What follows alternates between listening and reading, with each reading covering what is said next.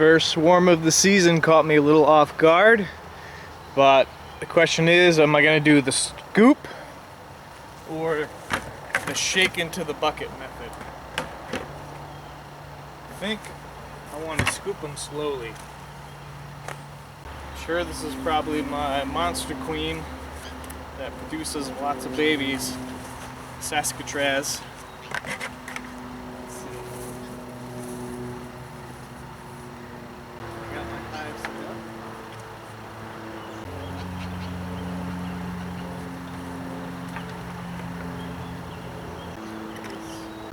I'm going to do the shake.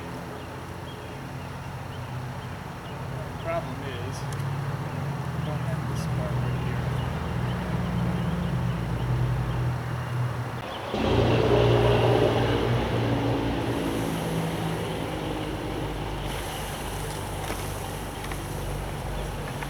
Hopefully I got the queen.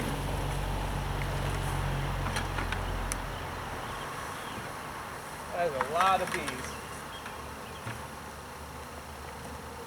So if I did catch the queen, the other bees should come into this hive now. And they should start fanning. I'll take a look at the small piles that I left. I'll partially cover. So when the queen is in the hive, they will fan the front to get the pheromones out, and then the other bees will smell that and be attracted to the entrance, and they'll actually walk in.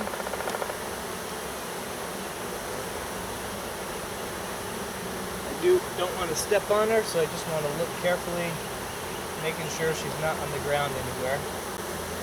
Don't see her anywhere on the ground. It's a good sign.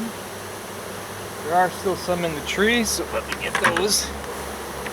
Shake these into the bucket.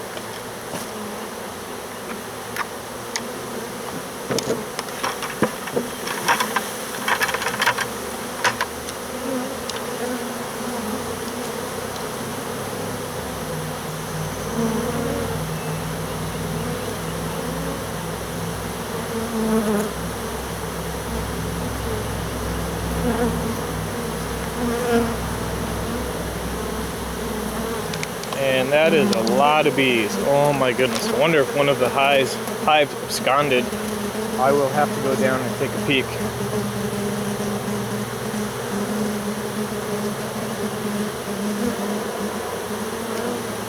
Let's close up the top so they fan the front.